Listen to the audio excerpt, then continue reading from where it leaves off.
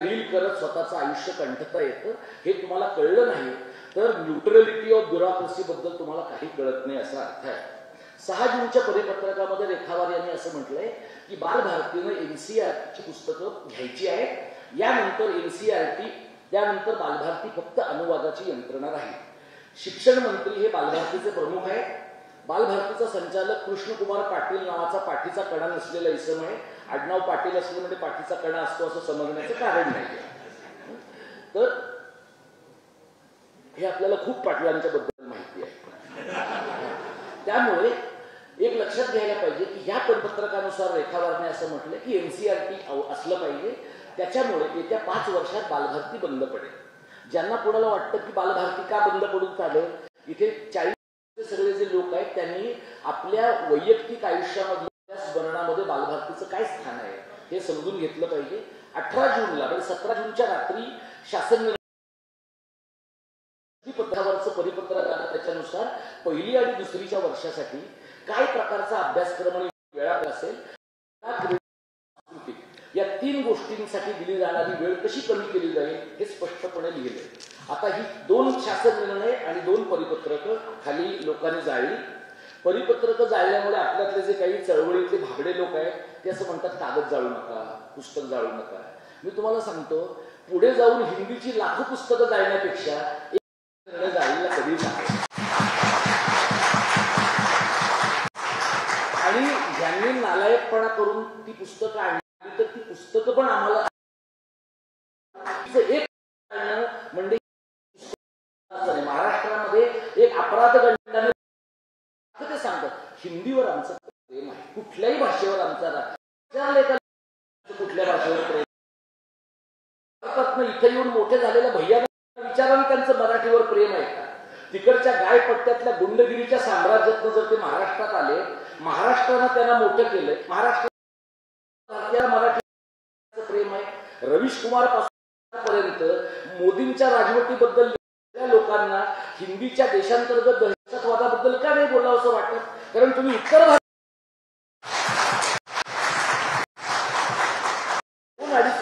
सगळे आंदोलन, आता आम्ही आंदोलन करतो म्हणजे काय, ही जी सगळी बसलेली आहेत अशी आम्ही 10-20 माणसं आहोत। त्यामुळे लोक जेव्हा आम्हाला विचारतात, आम्ही परवा उद्धव साहेबांकडे गेलो तेव्हा एका पत्रकाराने विचारलं तुम्ही 5च लोक आले? अरे आम्ही 10च आहोत, त्यातले 5 आले, कारण आम्ही सगळे पोटात जगणार आहोत। म्हणजे आमच्याकडे काही लोढा शेठसारखं लँड पार्सल नाहीये, आमच्याकडे काही एजंट असलेल्या लोकांच्या सारखी 4-5 बेनामी घरं नाहीये। काम आम्ही घरी जाऊन कॉम्प्युटरवर बनवू शकतो आणि मराठीचं काम करू शकतो। त्यामुळे हे 10-20 लोक असतील, हे 10-20 अधिक ताकद, मला तो शब्द वापरायचा की हे 10-20 लोक 10,000 लोकांच्या पेक्षा मोठे आहेत। पण असं म्हणण्यात पॉइंट काय नसतो, कारण 10-20 हजार लोक आले तरच कॅमेरे येतात, 10-20 लोक आले तर आम्हाला शूट करावं लागतं। आणि चॅनलवाले म्हणतात जरा कॅमेरा आडवा धरा आणि 2 मिनिटाचा तुमचा बाईट पाठवून द्या, मग आम्ही फास्ट न्यूज मध्ये त्यातला अर्ध्या मिनिटाचा तुकडा टाकतो। असं परिघावरून राज्याच्या कारणास्थानी येण्याचा आनंद काय असतो हे तुम्हाला वंचितांच्या चळवळी, ट्रान्स समुदायाच्या चळवळी, आदिवासींच्या चळवळी, स्त्रियांच्या चळवळी यांनी जे भोगलंय आणि जे आपल्याकडच्या पुरोगाम्यांना फार आवडतं, पुरोगाम्यांना मला विनंती करायची आहे की केरळचा पुरोगामी पहिल्यांदा मल्याळी आहे, बंगालचा पुरोगामी पहिल्यांदा बंगाली आहे, तर महाराष्ट्रातल्या प्रत्येक पुरोगाम्याने पहिल्यांदा मराठी असलं पाहिजे आणि कपाळाला बुक्का लावून मराठी असलं पाहिजे।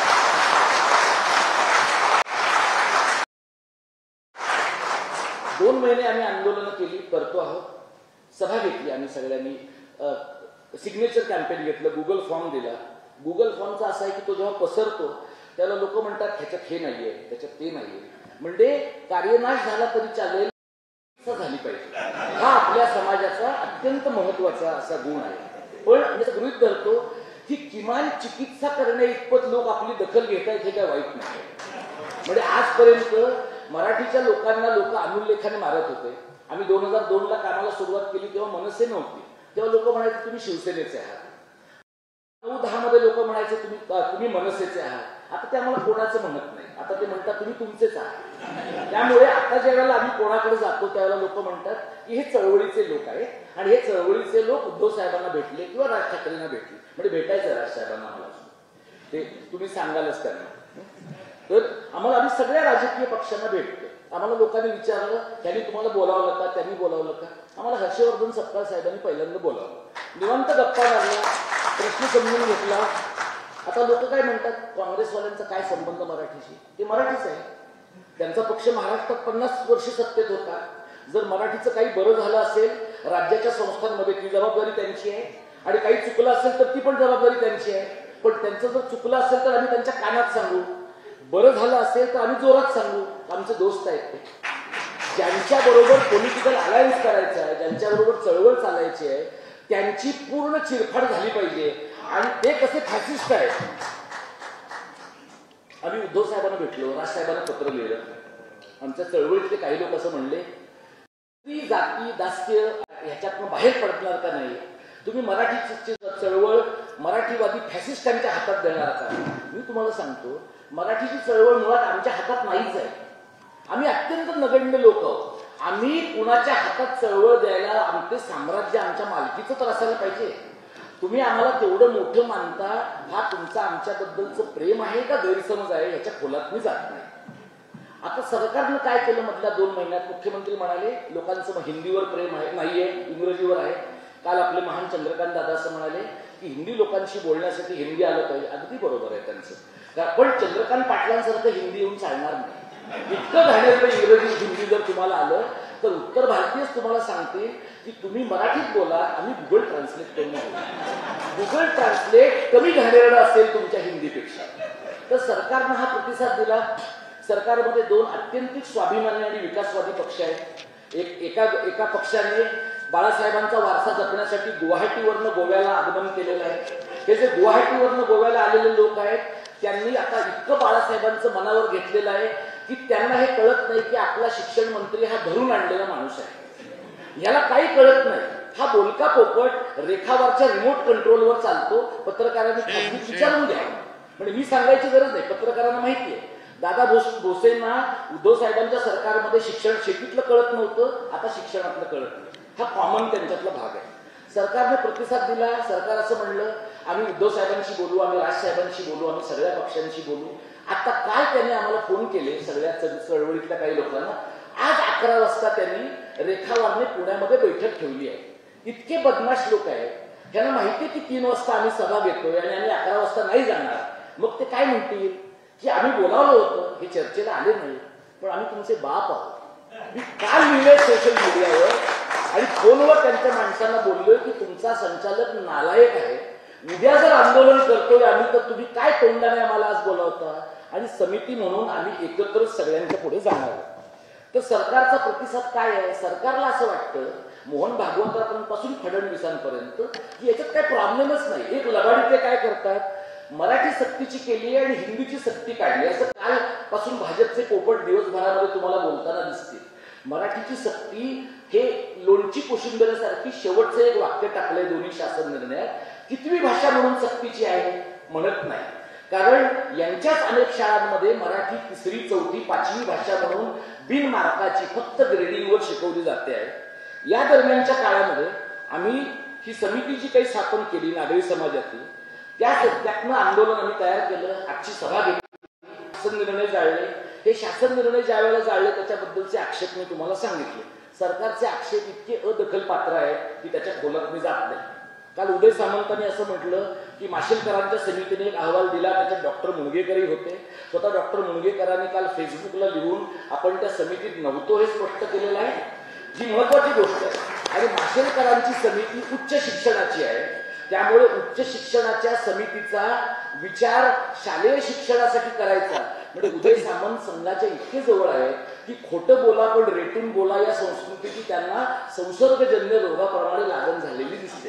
तर ज्या काही लोकांना असं वाटत होतं की ते फारच सुसंस्कृत आहेत, फारच भाषेवर त्यांचं प्रेम आहे, त्यांचाही भ्रमनिरास गेल्या 5 वर्षामध्ये पुरेसं झालेला असेल.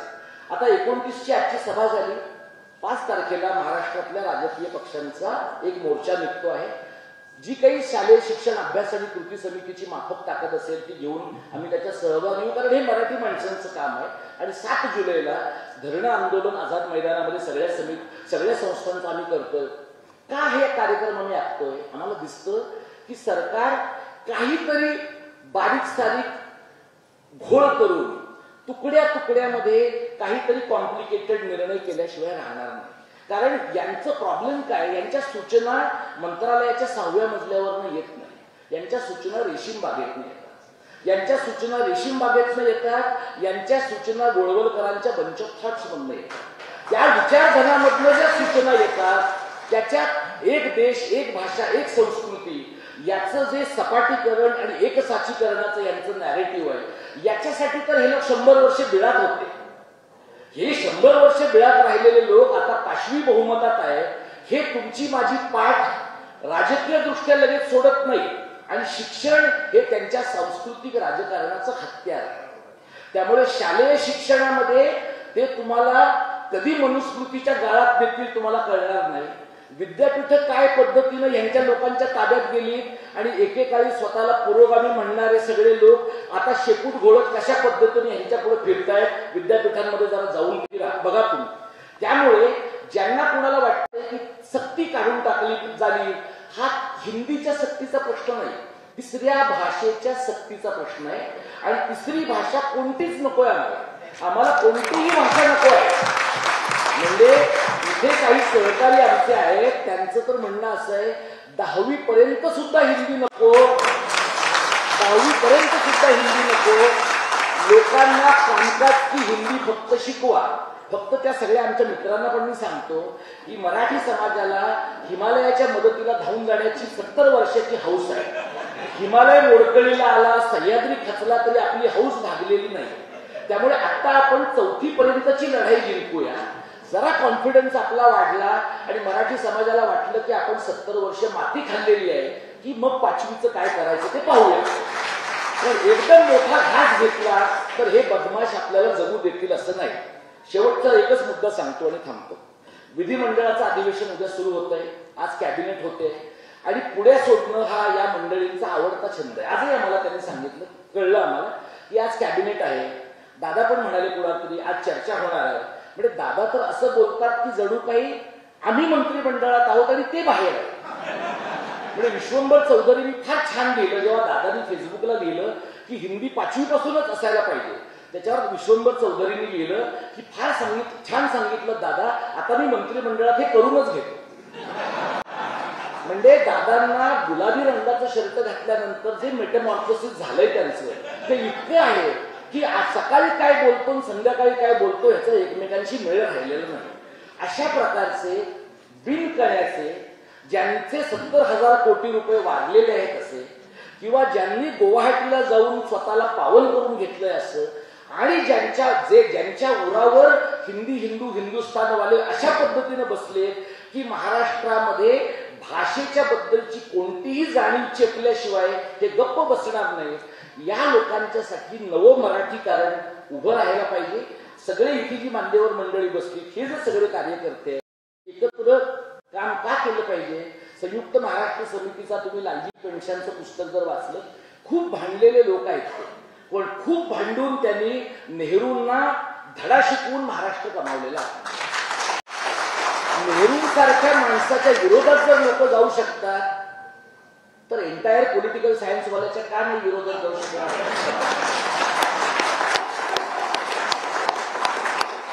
तर हे करूया. विधिमंडळातल्या सगळ्या सदस्यांना विनंती आमची, ही लढाई तुमची आहे असं म्हणू नका. ही आमची लढाई, ही आपली लढाई आहे. आणि विधिमंडळातल्या अनेक लोकांनी आपल्या मुलांना मराठी शाळात घातलेलं नाही. त्यांनी सीबीएसई आयसीएसई बोर्डाच्या शाळांमध्ये शाळा काढल्या. ही सर्व राजकीय पक्षांच्या ज्या काही मर्यादा असतील आता आपण ते काढूया नको. का काढूया नको? आता आपण त्यांना आपल्याशी दोस्ती करण्याची एक संधी ऑफर केलेली आहे. तर संधी आहे, याच्यात आपण खांद्यावर हात ठेवू. खंजीर खुपसण्यासाठी नंतर लोकांना खूप संधी आहे.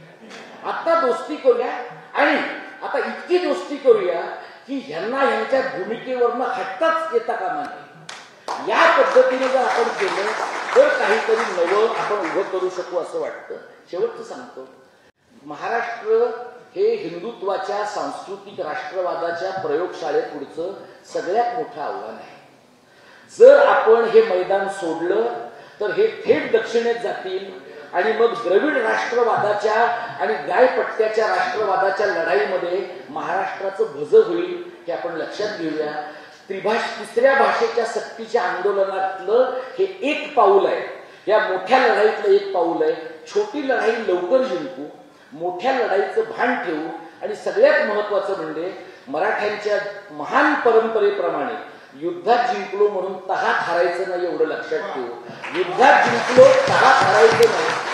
जोपर्यंत निसंदिग्धपणे सरकार तिसऱ्या भाषेची सक्ती मागे घेत नाही तोपर्यंत नागरी समाजातल्या चळवळी हे करत राहतील. मग 1 महिना 2 महिने 2 वर्ष करावं लागलं तरी चालतील. काही लोक या देशाचं रूप पालटण्यासाठी 100 वर्ष लढतात आतल्या भूमिगत रूपात. त्यांना हलवून टाकण्यासाठी आपण 10 वर्ष नाही लढू शकणार, 10 महिने नाही लढू शकणार. करूया. धन्यवाद. जय मराठी, जय महाराष्ट्र.